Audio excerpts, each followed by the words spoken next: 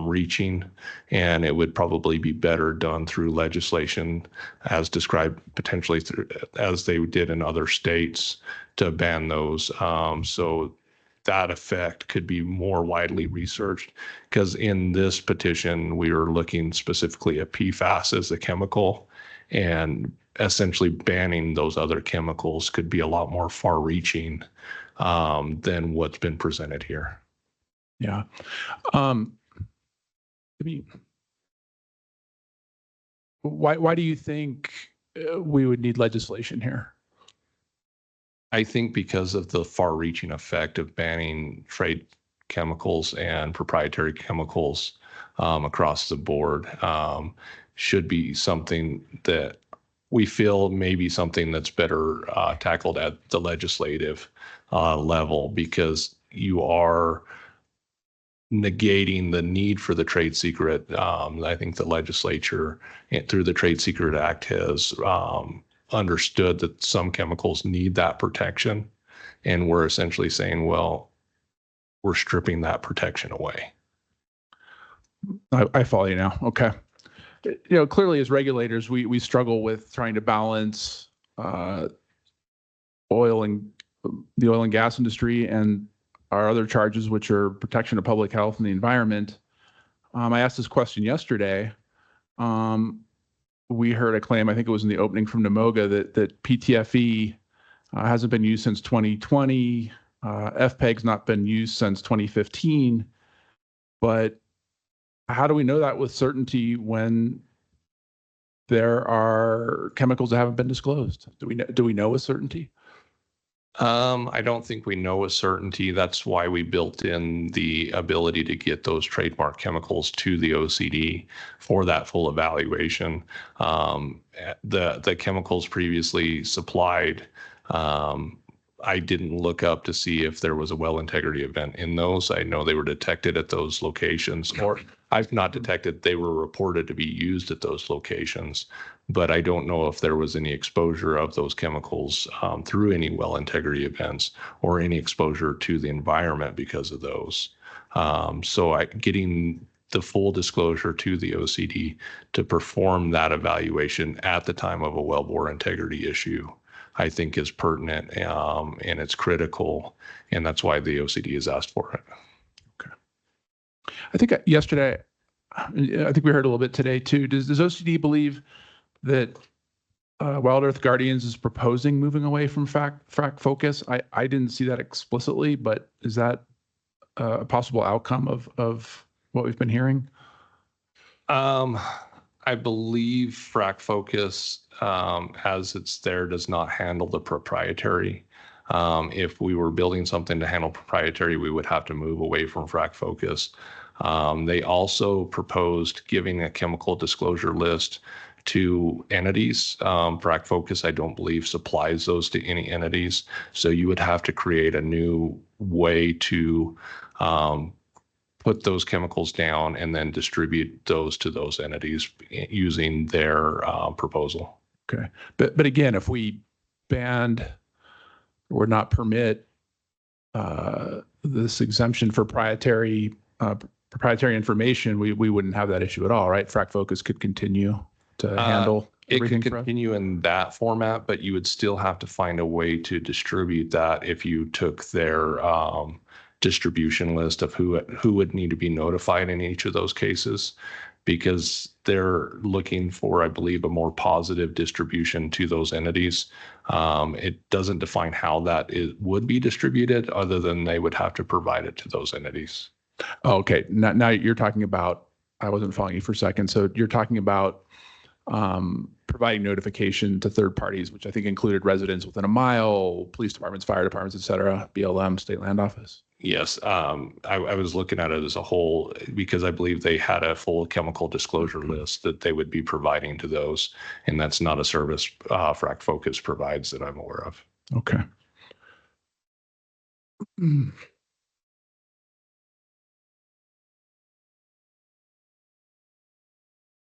All right.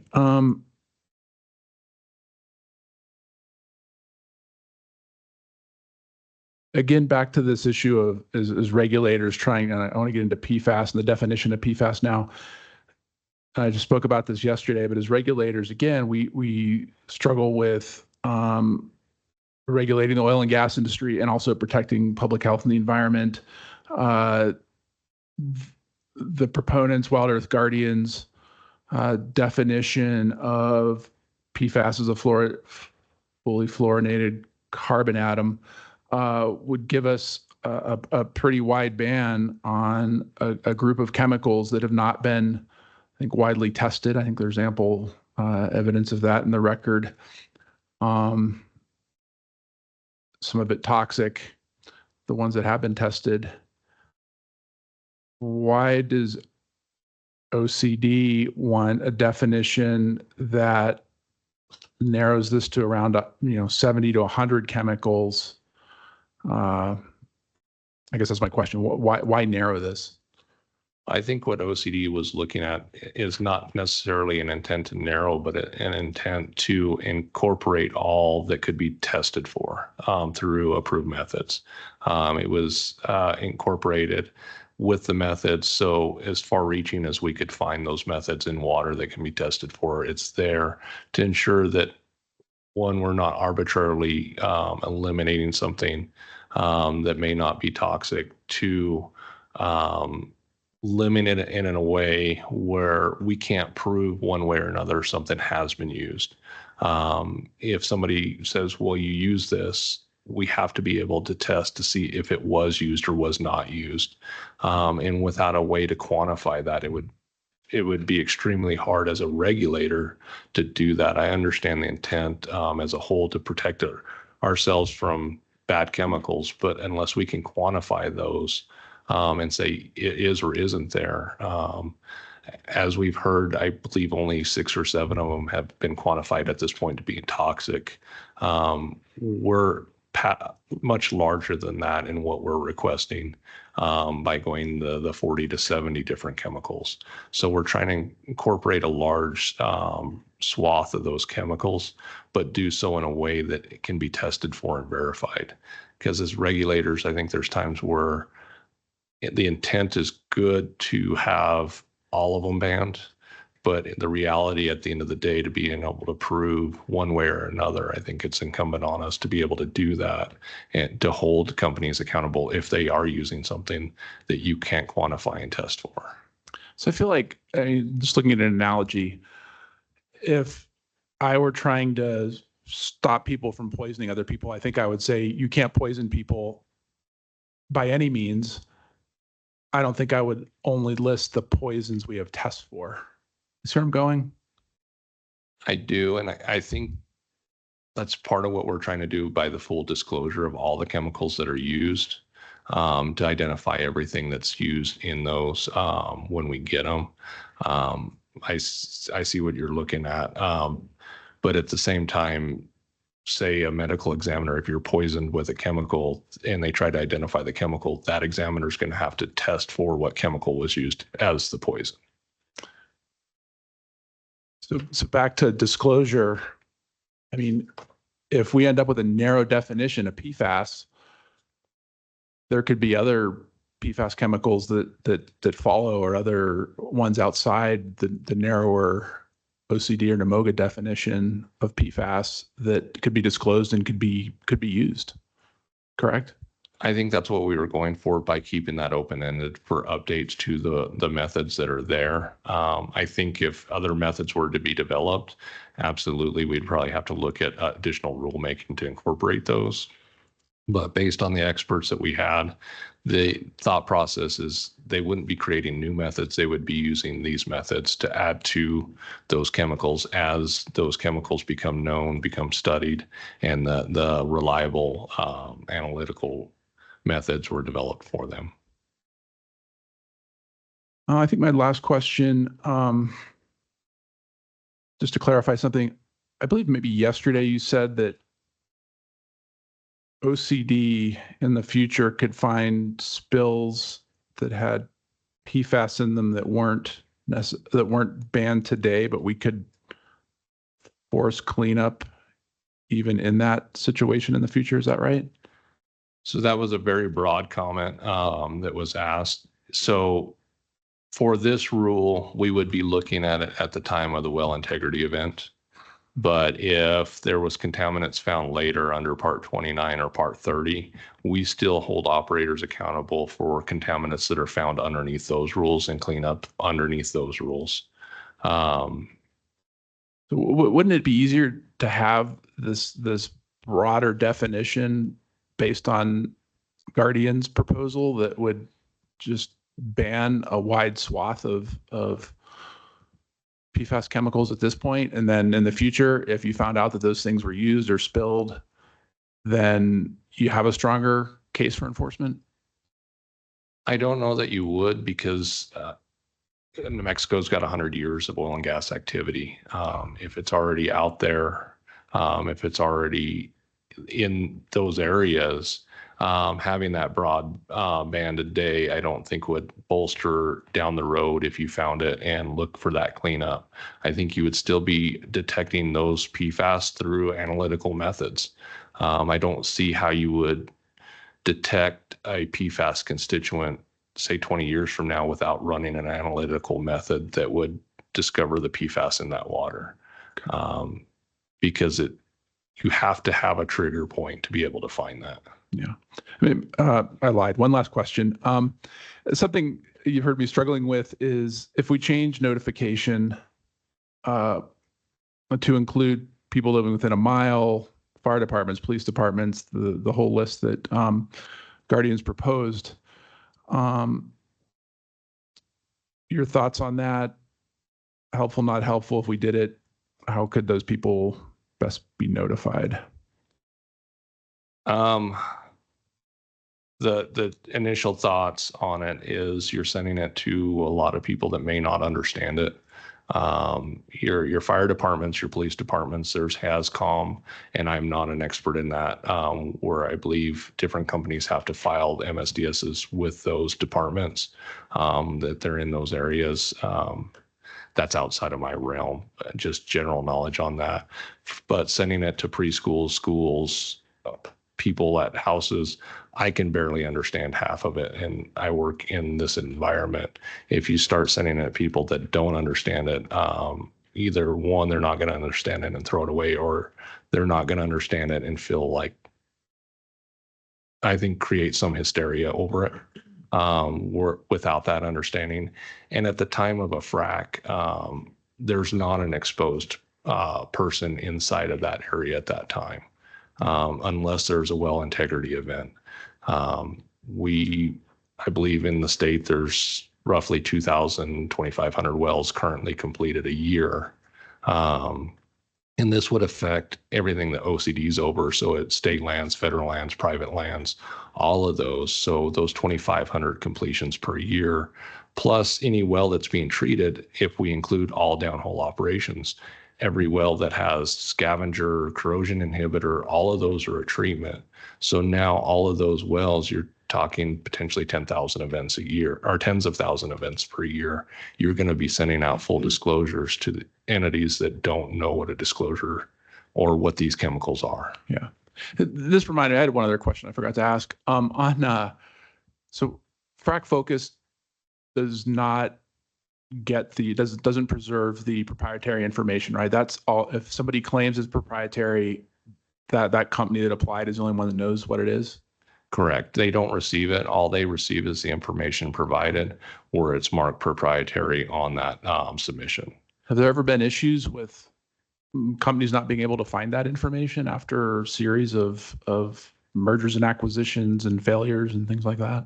It's listed as a trade chemical. I haven't been aware of anything where they had issues, because it gives the chemical name, or the mix name, I should say. It gives the mix name. We haven't been requiring that at this point for those events. We're looking for it when the integrity event happens. So I don't know that because it's happening at that point that there would be an issue of it being old enough where it wouldn't be accessible by the company. Yeah, I was thinking about, I mean, I know you know the San Juan intimately, and I started working at the land office the first time around in 2012. And I think of, logos sold out to maybe WPX, and then WPX sold probably to Enduring or DJR. Yep. Enduring bought DJR. WPX was bought by Devon. I mean, who knows what was in that frac job at this point? So I think that's where the key is we would be looking at it at the time of the integrity event. So if when you're fracking, you have a loss of integrity of your casing, that's when we would be taking that action. Is at that point, we would be asking for full disclosure of all the chemicals used in that fluid stream and testing for that. If there is some concern over what to be tested for, OCD did have in there, OCD can request additional chemicals to be analyzed for, depending on the situation. And I think that's currently in OCD's powers under their investigatory powers. But that is there if there really is a concern of what's being used downhole and if we're getting full disclosure. All right. Thank you, Mr. Powell. Thank you. Okay, thank you. Commissioner Ampoma. Thank you. Please, do you have a copy of your direct testimony with you? Do I have a copy of it? Yes. Okay. So I'm going to walk through that. So I'll start on page 1. OCD Exhibit 2. And I think page 13. So, but that is page 1 of your direct testimony. On line 17. Okay, let me get to that, please. Okay. So direct testimony, page 2 or page 1? Page 1, line 17. Okay. OCD supports action regarding the banning of PFAS as defined through the testimony of other division witnesses as a completion chemical additive. What about enhanced oil recovery? What about drilling? So that's what I mentioned earlier. A lot of the discussion up to this was around completion and recompletion activities. So that's why that was stated that way. But after re-looking at how Wild Earth Guardians proposed it, OCD supports the ban of PFAS in all downhole activities. So in the final rule that we will get, it's going to be downhole activities, not necessarily completion. Correct. Okay, thank you. So my next question is, so looking at the entire rule, more or less suggested by NMOCD, how ready is OCD to implement these proposed rule? So I think it would be using, as proposed by OCD, current staff. If there is a well integrity event, we would be getting with the operator to see if that well was chemically treated or it was part of a completion activity, and asking for which chemicals were being used for evaluation. Depending on what chemicals were being used, OCD would be looking at that and potentially having the operator give more details, or if needed, reach out to a toxicologist, those kind of things, to identify harmful chemicals. But it would be using the current OCD staff to do that, because those cases would be limited just to those wellbore integrity events. So then it means that OCD can easily implement this without additional burden. Without what, I'm sorry? Additional burden? Correct. Okay. But what about if the commission decides to go with strictly what the petitioner or the applicant is suggesting? It would be extremely difficult for OCD to manage that.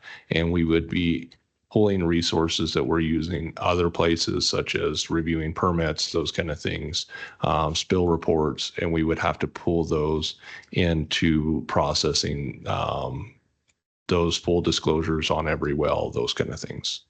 Will OCD be willing to provide that information to the commission to guide us as we make decisions? I don't think we have a full evaluation of what that would be. We evaluated based on OCD's proposal. and where we stated that it would be hard for OCD to implement what is in the slides. Okay. On page 2, I do have some few questions there. Okay.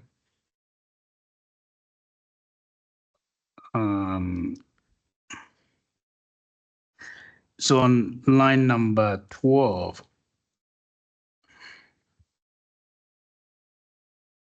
the first is that OCD does not support the proposed ban on trademarked chemicals, as this type of ban would not align with the state statutes, providing for the protection of proprietary and trade secret information.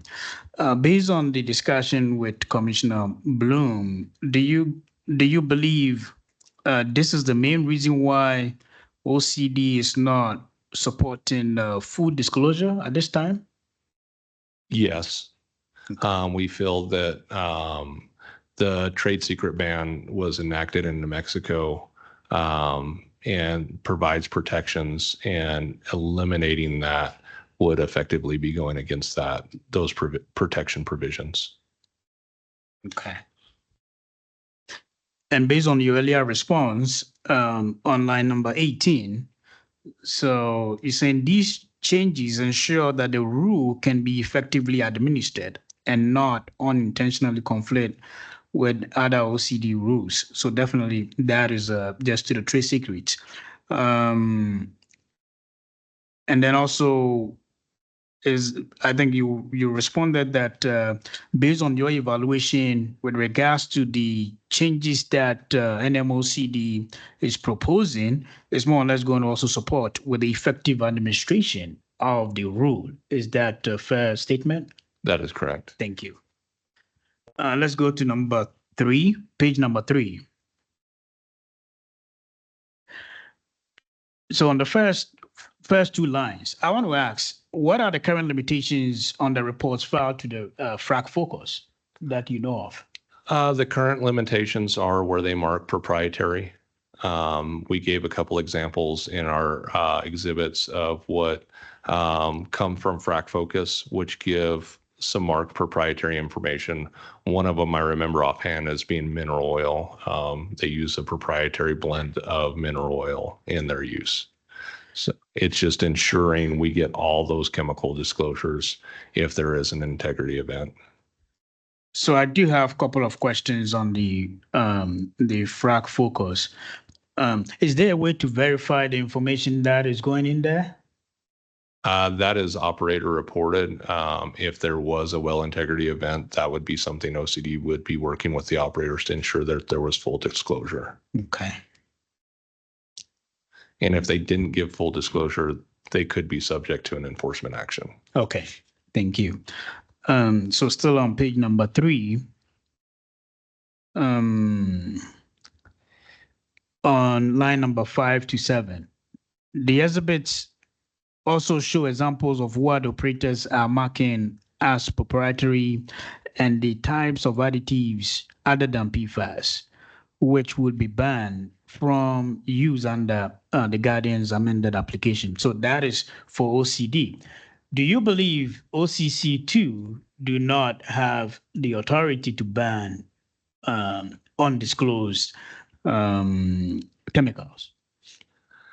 I'm not a lawyer and I'm not OCC's counsel. I would say that it would be what OCD is stating is OCD feels that it would go against the protections provided under the state statutes for trademark chemicals. Okay. We will seek counsel. Thank you. Okay.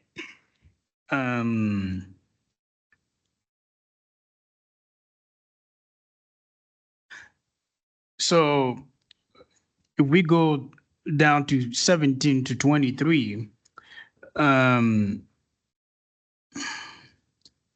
it sounds to me that OCD do agree to full disclosure, or is more or less implementing full disclosure, but only when there is an incident. Is that a fair statement? That is correct. Okay. Page number 4. So OCD supports, I'm reading from line 15, OCD supports a certification that no PFAS containing chemicals additives were added to the completion fluids. Can you explain to us how this process will work? So how that process would work is there's actually two certifications written in the proposal. One would be with the initial APD, so they would certify in the APD that they will not be using any PFAS containing chemicals. And then there would be an additional certification with the completion report that they did not use any PFAS in the completion or recompletion of that well. The APD certification I could see potentially covering all downhole operations, if that's changed by the commission. The 105 would still be just for the completion and recompletion. Okay.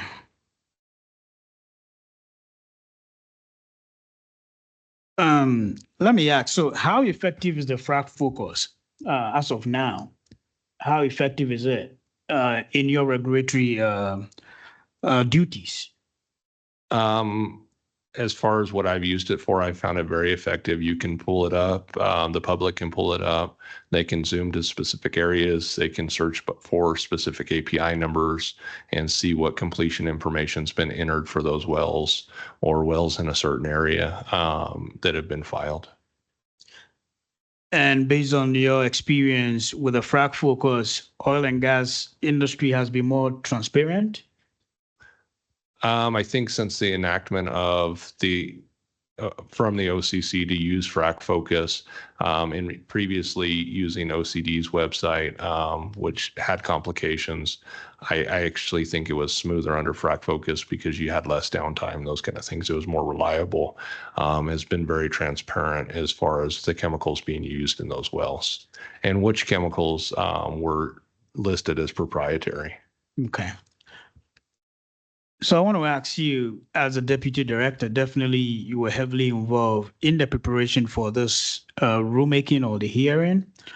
I want to know the process that MOCD went through, in assessing what the petitioner provided, and what more or less preempted all the changes that NMOCD has made to the current proposed rule.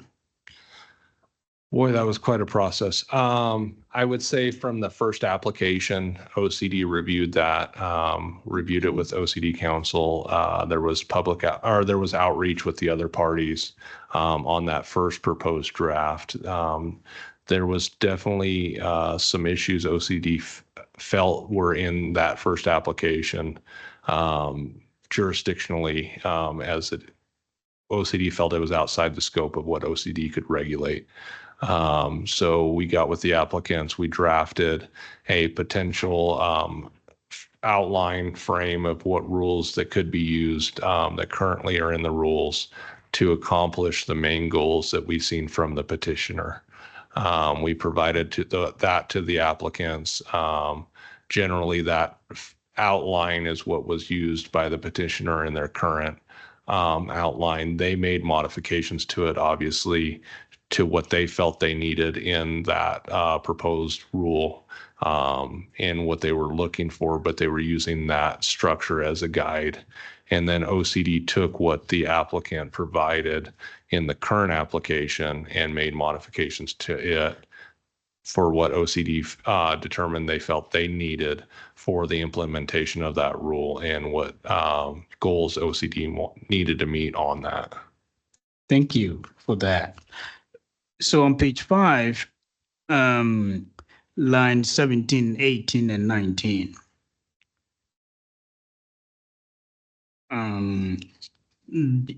Okay. OCD believes the changes to this rule should establish a process for the detection of potential impacts, not for the remediation. Now, with this statement, I'm thinking it sounds like OCD is more or less focusing on the detection and not necessarily the prevention. Can you comment on that? I believe that detection is also a prevention in the review. If we're evaluating for potential impacts, we're doing that detection. If it's found that they're using a chemical in that initial detection that wasn't allowed, that violates that rule, there is a potential for enforcement there. I think what OCD was pointing out here is if there is an impact, that the remediation would then fall under Part 29 and Part 30, which are separate rules than what's being opened here today.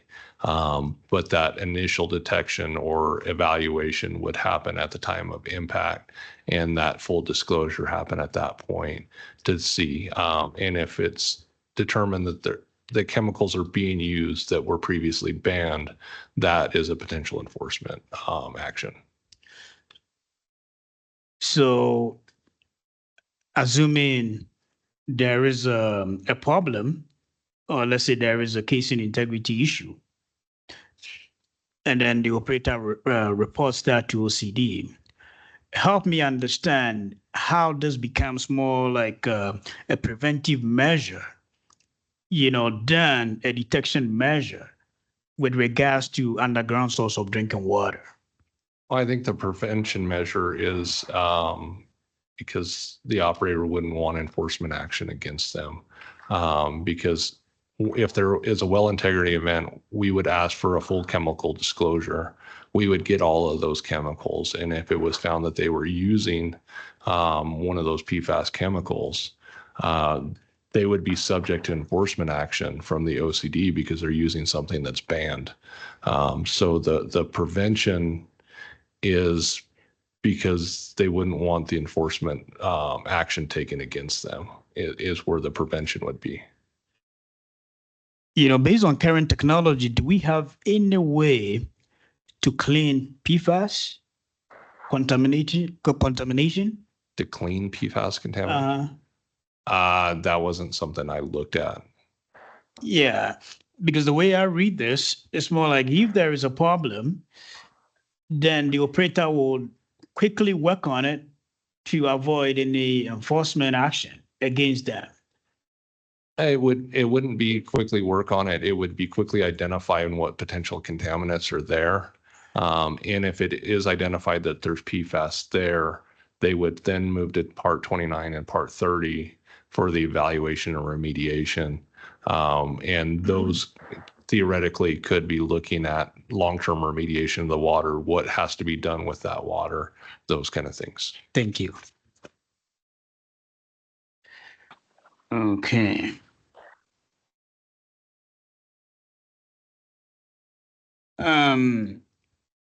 Page 6. Commissioner, may I make a brief announcement to those on the platform? This is Felicia Orth, the hearing officer. We do have a public comment session coming up very shortly. I'm going to invite the commissioner to finish his questions of this witness, and then I will turn to those on the platform who would like to offer public comment. Thank you. Yeah, Go let ahead, me Commissioner. wrap up quickly. Yeah, because I have tons, but I'll wrap up quickly. Okay. So on page 6, line number 6, OCD feels that the inclusion of most of the entities is unnecessary. And I know there was back and forth on this with my other commissioners. Let me ask, whose responsibility is it to get consent from these entities that the petitioner is more or less including in the rule? To receive concern if they have concern? No, so I think it was more on the list that they've provided, and OCD strike most of them out, just focusing on the state and then also the federal agency, the State Lands Office, and then BLM. So I'm asking, who is responsible to notify? So it would be the operator's responsibility to notify those agencies in those scenarios. Then why would that create a burden for let's say OCD? Why are you striking them out? OCD would be concerned with sending them to entities that wouldn't understand what they were receiving, and then OCD would get the follow-up questions from that. You're receiving a list of chemicals that can be quite extensive, and you're sending them to places like childcare facilities, daycare facilities. They wouldn't have even a basic chemist potentially on staff to evaluate it or even understand what they're getting. So we kept those limited to other regulatory bodies that would understand at least what they're receiving. The frac focus chemical information is publicly available to everyone. So if people are interested what's going on in their area, they can pull up a map in frac focus to see what wells have been completed in the area, pull up those frac focus reports. OCD's concern was those disclosures going to entities that wouldn't understand that and causing concern. And then those entities would be reaching out to the OCD, and OCD would be providing that information. Where, as stated, frac focus has a map where if an entity does have concern about what's going on in their area, they can go to that map and find the completions generally in that area. Let me ask. So, assuming OCD do have the budget and then the staff, will your proposed changes be different, or is just mostly just effective operations? I think for that section, it would be the same whether you had budget or staff, because again, we believe that you're sending information to entities that wouldn't understand what they're receiving. And some of those are additional government agencies that don't regulate oil and gas. And would they have some requirement to take some action with that? I think you would confuse those entities as well. Okay, so I was asking a different question. I was asking that, so you talked about it's going to create a lot of burden if, let's say, the commission is to more or less go straightly with what the applicant is giving us with regards to the entire rule. Okay. So I'm asking you that, assuming you do have the staff and then the budget, would your proposed changes be a little bit different from what we have now? I don't believe so. I believe where OCD comes at it, even with full staff, full budget in that scenario, strikes a balance with effective regulation, because at the time of a wellbore integrity event, that's when you need to know all of those chemicals. The majority of operations in New Mexico aren't going to have those well integrity events, so that information would be unneeded at that point. So the way it's proposed, if you're looking strictly at budget and staffing, OCD, I don't believe would change what we're recommending. The full disclosures, I don't think that is a budget or manpower concern. That is more of a regulatory legislative body concern. With regards to the full disclosure, based on your testimony, the companies put that through frac focus, and if there is a problem, then you ask for more information. Is it that OCD is trying to move away from office of record? You know, that let's say if there is a fire, you are requested to provide all this information, or I just want to understand why OCD feels like they cannot enforce the full disclosure right prior to, let's say, any operation. I'll try to address that. I'm not sure I fully understand. But OCD feels the full disclosure that comes in. If it doesn't come in through frac focus, OCD would have to be maintaining that if it's a full disclosure for every well. And then if OCD received an IPRA on each individual well that came in on, they would have to be doing an evaluation for each individual scenario. So that could be extremely cumbersome for a scenario that there would not be an impacted party on, unless there's a wellbore integrity event. So OCD feels that's unneeded. And frac focus doesn't have the ability to get the proprietary information So if it was a full disclosure, that would have to come to OCD to manage that information in OCD's records. As far as the public records and how Frac Focus works, I believe that's not something I reviewed here. I'm sure that was reviewed by the commission when Frac Focus was the platform initially decided to be used by the commission. Yeah, due to time, I'll ask you one last question. You know what? I don't want to stop your questioning, but if you're at a good stopping point, we can pick this up again tomorrow morning. Now, last one, and then Okay. I'll be done. So assuming there is a problem on the well and you ask for food testing, can you explain to the commission the verification process of what you receive? So if there's a well integrity event, OCD would be asking for full disclosure first from the operator. The OCD would be working through that full disclosure with the operator to identify any potential contaminants of concern, such as PFAS, as well as other chemicals, say formaldehyde, acids that are used in the well that could be detrimental to that water. Once those chemicals are identified, the OCD would then be asking the operator to have testing performed on that fluid stream. And it's important to test the fluid stream first because as it moves out in groundwater, it could dilute. So chemicals that could be in the fluid stream may not have migrated out into the water at that point.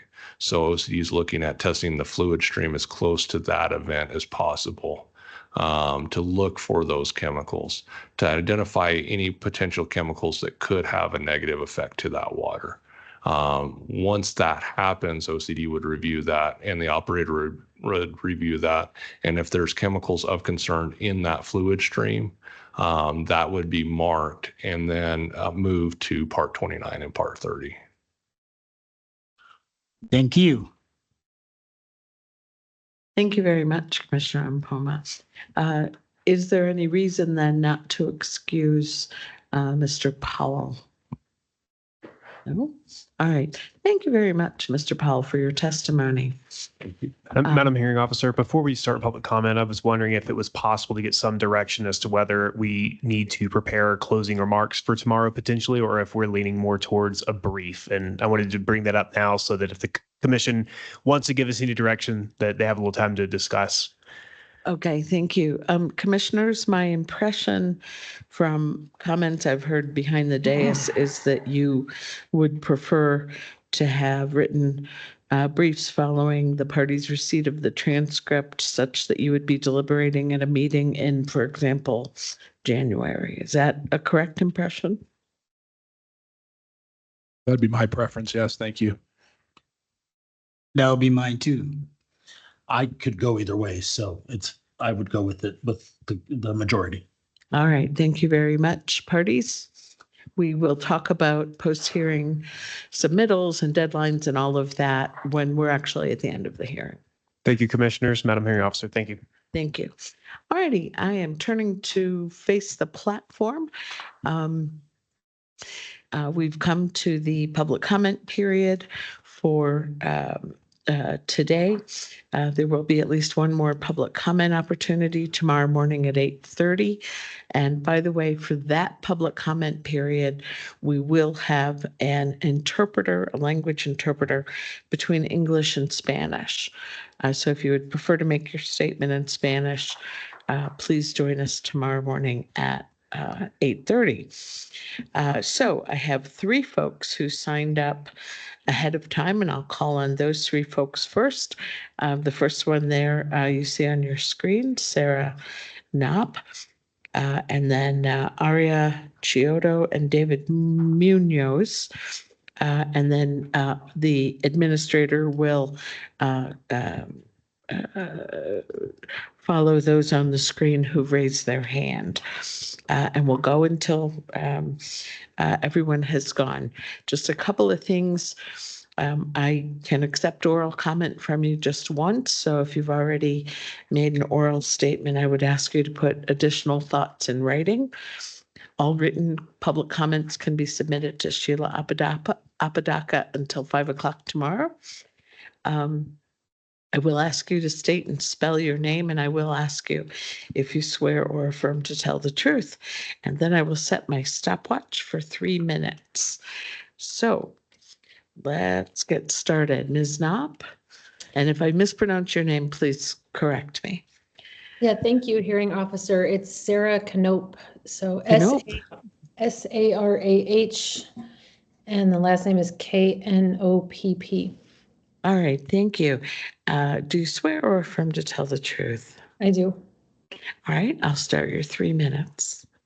Thank you. And thank you, commissioners, for the opportunity to speak to you today in the matter of case number 23580. My name's Sarah Knope, and I'm a policy specialist with Amigos Bravos. Amigos Bravos is a statewide water quality protection and restoration organization based in Taos and guided by social justice principles, dedicated to preserving and restoring the ecological and cultural integrity of New Mexico's water and the communities that depend on it.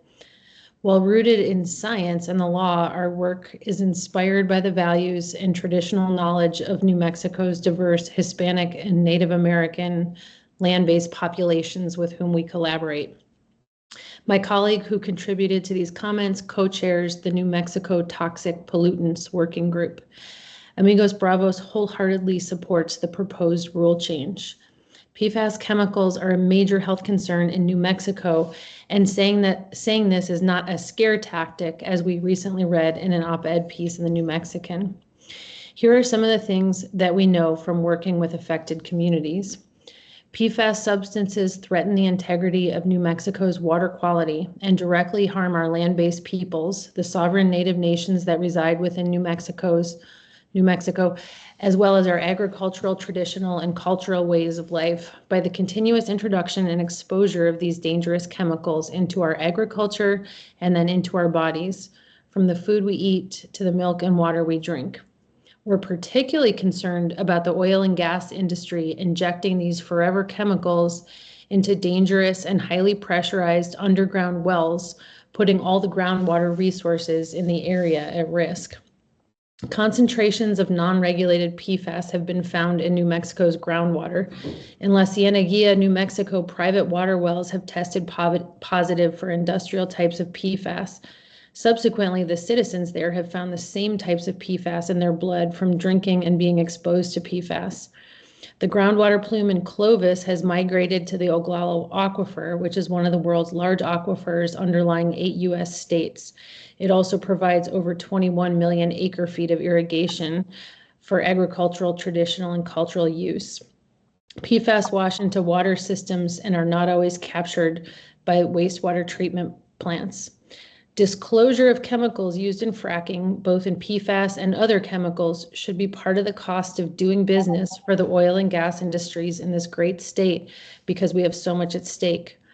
The industry claims that they already have to disclose chemicals through Frac Focus, but as you've been hearing, according to Frac Focus itself, in the section of their website that explains trade secrets, it says companies that create proprietary formulas, methods, techniques, or processes for hydraulic fracturing are protected by these trade secret laws and are therefore not required to reveal the chemicals used.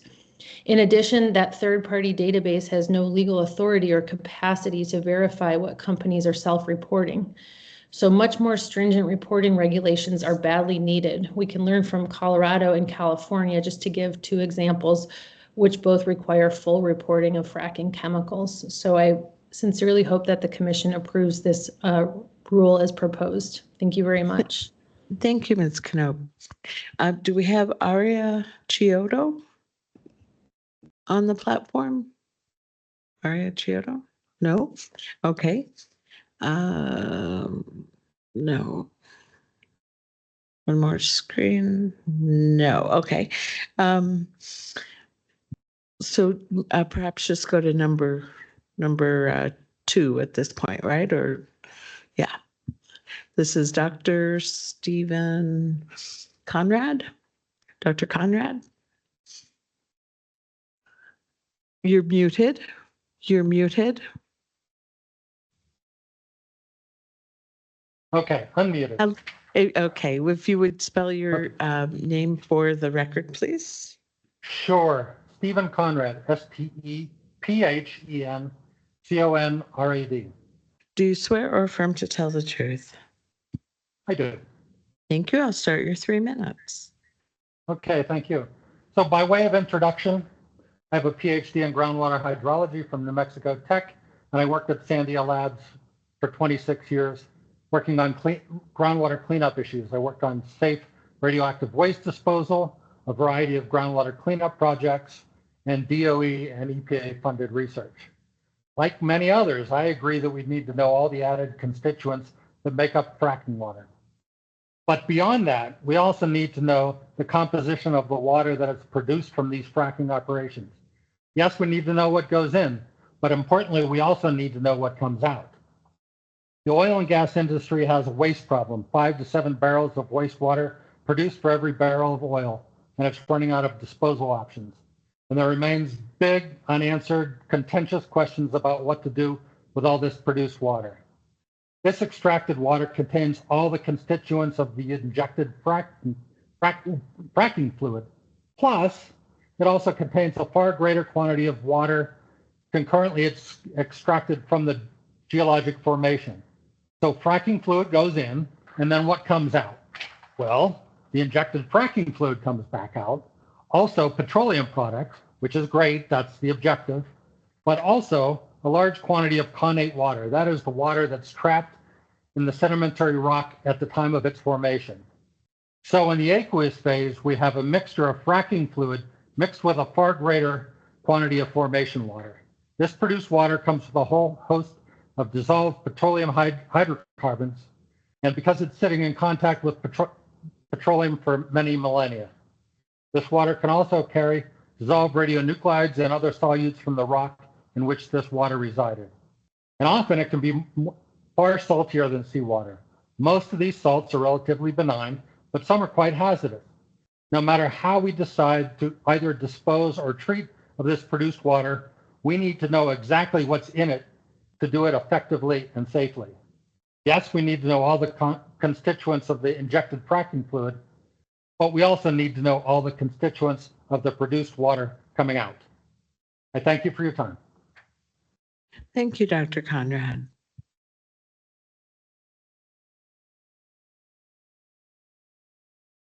Next, we have Dave. Oh, Munoz. Great. Thank you. If you would please spell your last name.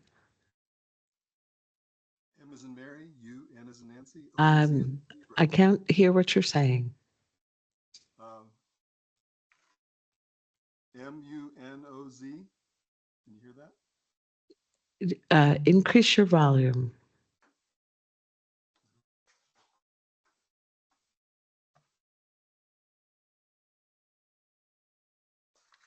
Munoz. Okay, that was almost impossible to hear, and we'd very much like to hear your statement. Do you have a way of increasing your volume? Just the output. How's this? Is this better? I'm sorry, I can't hear you. Munoz. David Munoz. No, I'm sorry. I guess this isn't going to work. So I have a couple of suggestions. One is that I could go to someone else and come back to you. Another is that you could put your comments in writing. I have You my want to try again? I have my comments in writing. I could send you. Oh, you know what? I can hear you right now. Just keep your voice way up. Go ahead, Okay. please. Go ahead. Okay. My name is David Munoz. I have a PhD in mechanical engineering and a career as a professor of engineering at Colorado School of Mines. I currently reside in Taos, New Mexico, and I serve as treasurer for the Acequia de los Lovatos, and Acequia, one of the oldest acequias here in the Taos Valley, also on the board of Renewable Taos. PFAS which resembles a hydrocarbon, except that fluorine atoms instead of hydrogen atoms are attached to the carbon atoms, do not occur in nature. Therefore, no known biological organisms have yet been developed that have the ability to break down these chemicals into individual elements. As citizens in the United States, we are now in a tough situation. We've been using PFAS for several decades, unaware of the potential dangers to the human body. Now we learn that the US EPA has classified it as a carcinogen. We have recently learned that the oil and gas industry has also been using these chemicals, in addition to our precious water, for the production of oil and gas. This same industry is now suggesting that we clean up the produced water and use it for growing food.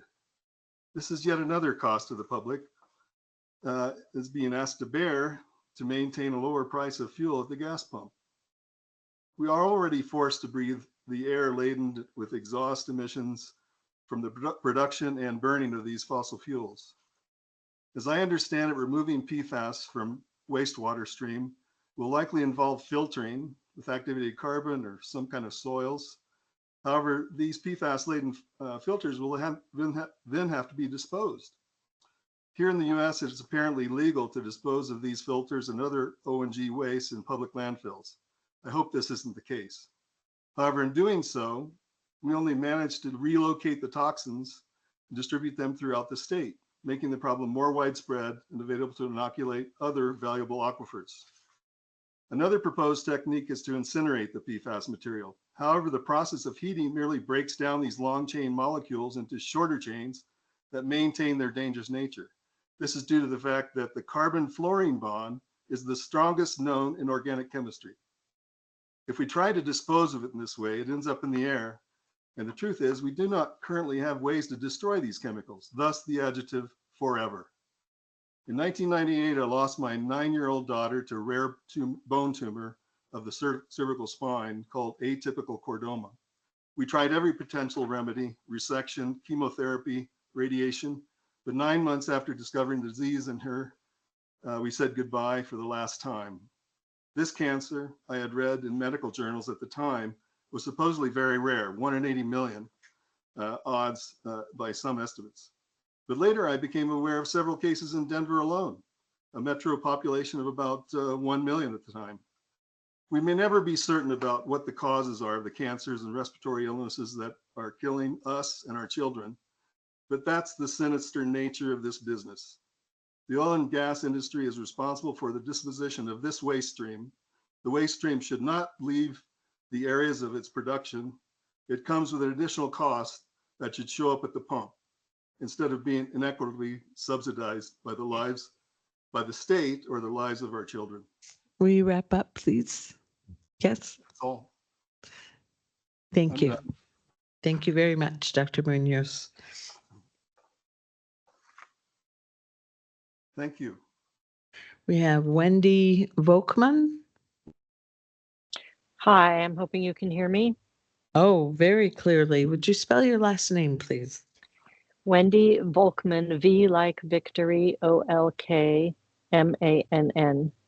Thank you. Do you swear or affirm to tell the truth? I do. I'll start your you. 3 minutes.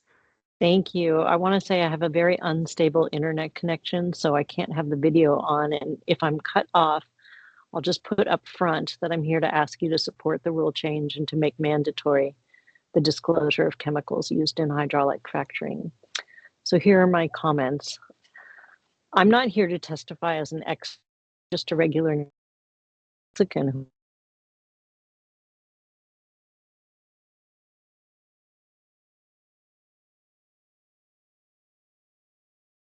Ms. Volkman, we can't hear you. I think we may have lost you. Michelle Lujan Grisham released a water plan during her gubernatorial campaign in 2018, and it promised that as governor, she'd want to require mandatory disclosure of what chemicals are used in hydraulic fracturing to better protect groundwater. I think it's time for us to live up to that promise. As you well know, the chemicals are known as forever chemicals because our bodies can't break them down, can't expel them once they're ingested, and because they persist in the environment, including in water, which the human body needs daily just to live. Water truly is life. It grows the food we eat, keeps us clean. And water's my personal trade secret for health. My trade secret is stay well hydrated at all times and avoid all kinds of health problems. Meantime, corporate trade secrets are harming us, sometimes even killing us. I ask you to think of the children who will grow up drinking this water. What will it mean for their health? Not to mention health of livestock and crops and everything that depends on clean water and that we in turn depend on. We know these chemicals are dangerous to all living organisms. We know chemical disclosure requirements passed in California and Colorado. They haven't slowed drilling. We know New Mexicans deserve at least the same protections. So I'm asking you to support the rule change and make mandatory the disclosure of chemicals used in hydraulic fracturing. And I really appreciate your taking my comments today. Thank you. Thank you, Ms. Volkman. Next, we have Beth Ensign. If you would spell your last name, please, and you're muted right now. Hi. Hello. My last name is Enson, E-N-S-O-N. Do you swear or affirm to tell the truth? I do. I'll start your 3 minutes. Thank you. Thank you, Madam Hearing Officer and Commissioners, for hearing my testimony today. Citizens United accelerated the fracture of our democracy, especially here in New Mexico, one of the foremost fossil fuel producing states. The voices of the fossil fuel corporations appear to carry a lot more weight than the voices of us, the citizen opposition, and of simple common sense. I hope you will prove me wrong with your yes vote on the PFAS prohibition rule. Despite the election of Trump, there are still values more important than money and corporate profit. Long, healthy life supported by pristine water and land count as the basis of community well-being in New Mexico and on the planet. Why are fossil fuel and chemical corporations allowed to permanently contaminate our irreplaceable groundwaters with literally thousands of unidentified chemicals, many proven and or suspected of being highly toxic and carcinogenic? Food corporations aren't allowed to include unlisted toxic chemicals in their products. PFAS are finding their way into our bodies as easily as food does. The fossil fuel corporations doing business in our state should pay the state for the cost of monitoring each well for the chemicals used there. The CDC states that 97% of Americans have PFAS in our bodies. Rates of cancer and other diseases have skyrocketed since these chemicals came into use in the 1960s. Spills and waste from fracking have already poisoned some of our state's groundwaters, and members of communities there who use it are poisoned as well. Are you, our lawmakers, so blinded by the promise of tax revenues that you would sell our health to fill your coffers? Are you so certain that climate change is a myth that you are willing to risk the lives and futures of all of our children and grandchildren for the sake of short-term gain? Is our entire state a sacrifice zone? Our governor promised in 2018 to require these corporations to disclose the chemicals they use in the extraction process. Clearly, the New Mexico OGA has bought her off. We are counting on you. Please use the precautionary principle and act to protect us. Remember who elects you, not who donates to your campaigns. Thank you very much. Thank you, Ms. Ensign. Next, we have Eileen O'Shaughnessy. Ms. O'Shaughnessy, would you spell your last name, please? O'_SHAUGHNESSY.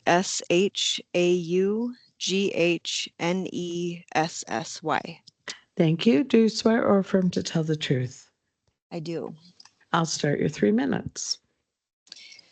Hello, commissioners. My name is Eileen O'Shaughnessy, and I'm a college instructor, a PhD candidate, and I'm also the co-founder of the Albuquerque-based grassroots collective Demand Nuclear Abolition.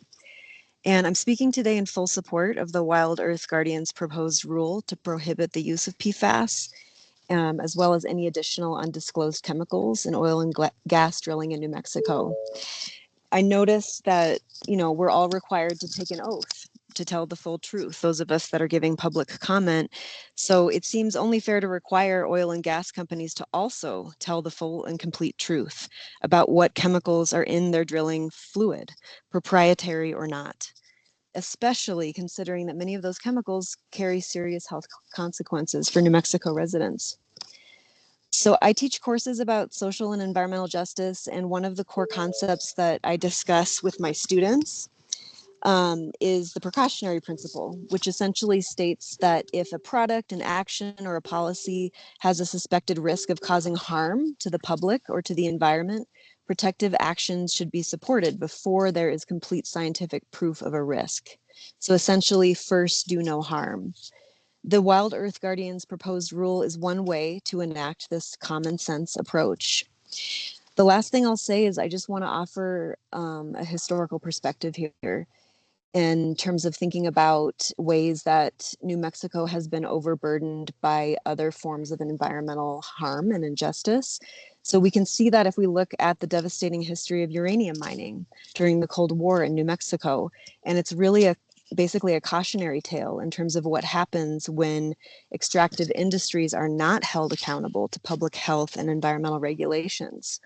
Uranium companies knew full well the health risks to miners and to surrounding communities, and yet they allowed Pueblo and Dene miners to be overexposed to radon and other radioactive decay products, which have a direct connection to lung cancer and many other life-threatening diseases. And as a result, there are currently hundreds of abandoned uranium mines that continue to haunt the landscape of New Mexico and poison communities. Those private uranium companies have largely avoided any accountability for the long-lasting harm that they caused. So in conclusion, commissioners, by supporting this proposed rule, you have an opportunity to avoid repeating history or to at least prevent more generational harm from happening here in New Mexico. And we all know that that's what we need. Thank you. Thank you, Ms. O'Shaughnessy. Next, we have Chris Peskoski. Would you spell the last name, please? Peskuski. Thank you. Do you swear or affirm to tell the truth? I do. I'll start your 3 minutes. Good afternoon, esteemed members of the commission. Thank you for your time. My name is Chris Peskuski. I'm a decorated combat veteran, and I've previously spent over a decade as a hydrologic technician with the New Mexico Water Science Center, where my work included PFAS data collection projects at Cannon Air Force Base. But today I'm here as a father committed to ensuring a safe, healthy environment for my son and future generations. PFAS contamination is a clear threat, and I support the recommendations outlined by the Wild Earth Guardians to protect New Mexicans. First and foremost, New Mexico must follow the lead of other states like Colorado by enacting a ban on PFAS chemicals in oil and gas operations. These substances used in fracking persist in our environment indefinitely, contaminating our groundwater and accumulating in our bodies, where they are linked to cancer, reproductive harm, and immune dysfunction. Second, transparency is essential. We need to require full disclosure of all chemicals used by the oil and gas industry, closing loopholes that allow these hazardous substances to remain hidden under trade secrets. This ensures that communities know exactly what chemicals are being used near their homes and water sources.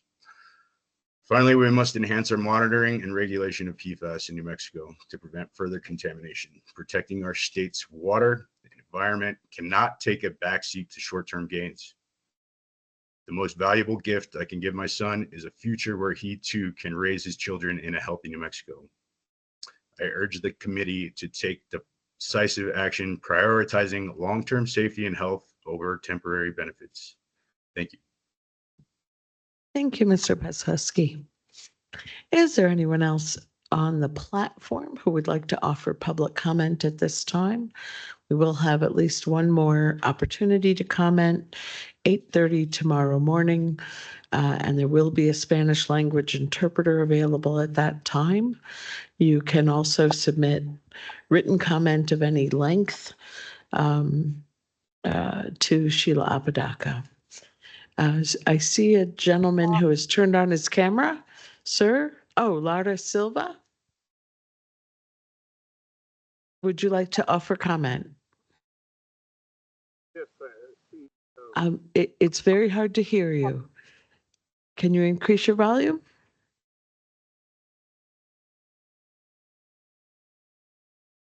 Yo me llamo Lauro Silva. Can you make it even a little louder so we can hear you? Yo me llamo Lauro Silva. Yes. If you'd like, can you join us tomorrow morning if you'd like to offer your comment in Spanish? Well, I think it's going to be very difficult for me to do it in Spanish tomorrow morning, and I was going to take this opportunity, but I can do it in English if you want. It would be good if we had Spanish interpretation all the way through. Nonetheless, my name is Lauro Silva. I live in the South Valley of Albuquerque, and I wish you a wonderful evening. And the commission, I thank you for listening to us. I think that we're facing a very difficult dilemma with the PFAS that are contaminating a lot of our drinking water, a lot of our irrigation water, particularly the acequias that are not monitored for contamination. Of PFSA with AS with over 9,000 different constituents. I have been a degree in biology and chemistry. I've been to medical school, although I'm not a medical doctor. I am an attorney, and I've been an attorney for 32 years. I'm now retired, but I also have been the principal investigator for the South Valley Partners for Environmental Justice. The dangers that we face with the PFAS, not only in oil, drilling, and fracking, a lot of farmers in southeastern New Mexico have been selling their water rights, artesian wells, to the oil companies, and it's endangering a highly agricultural based valley in the Pecos Valley. But I'm very concerned about my children, my grandchildren, and my great grandchildren that are drinking contaminated water and irrigating their gardens with contaminants. All of these contaminants that we face today are a very great dilemma for our future generations, and we need to have some really tight regulations to make sure that we're protecting the health and environment and health, especially the health disparities that are already ongoing for different kinds of pollutants in the air, not only the water, but this is very, very important. The acequias, especially over 800 acequias in New Mexico that depend on acequia clean water that is not being monitored for their growing their crops, their crops for their communities, for their families, and other larger agricultural products. And I respectfully request that you consider passing some really good legislation and advocating for legislation that is going to bring a lot of this investigation of all of these constituents in our water to make it public and to protect the environmental health and the public health in this state. Thank you very much. Thank you, Mr. Silva. Is there anyone else on the platform who would like to offer non-technical public comment in this session? Our next session is at 8:30 tomorrow morning. Thank you very much for raising your hand, ma'am. I'm turning now from the platform to the room. If you would come up to the microphone at that stand, please.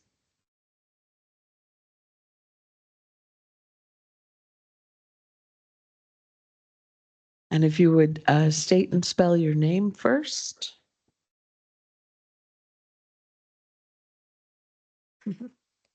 Stephanie Camfield, STEPHANIE CAMFIELD. Thank you very much. Do you swear or affirm to tell the truth? Yes. Thank you. I'll start your 3 minutes. SJ, Stephanie Camfield, Chahojif Gados Eshtongo. I'm Stephanie Camfield. I'm a Muskogee woman. I'm native to this continent. I live in New Mexico. I work as a clinical social worker in tribal and rural communities. I want to express gratitude to the Tewa people who came here before us and who love this land and care for this land and still love this land and care for this land. anybody wants to join me in one conscious breath so that we can clear our minds, open our hearts, speak and hear truth today.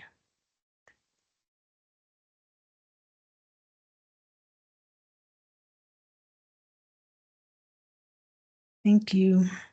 I'm not an expert in PFAS, and I hope that everybody here that is holding our future in your hands, that you have listened with your heart to what the experts have said, and that you listened with your heart to what people are saying about how these chemicals are affecting them. Yeah, I'm just a being who's grateful for clean, healthy water. And water is sacred. Every one of us is mostly water. And if these chemicals are in our water, they're going to be in us. And I don't know any other way than to ban them. We can't live with them.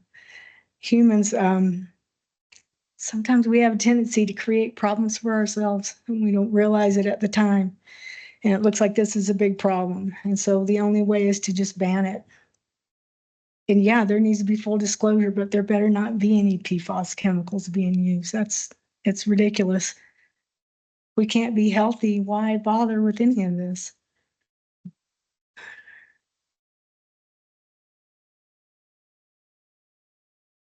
Y'all are in a position to make decisions that will affect all of us, all beings. And I speak for the ones who crawl and the ones that fly and the stones and the trees. We all deserve clean water.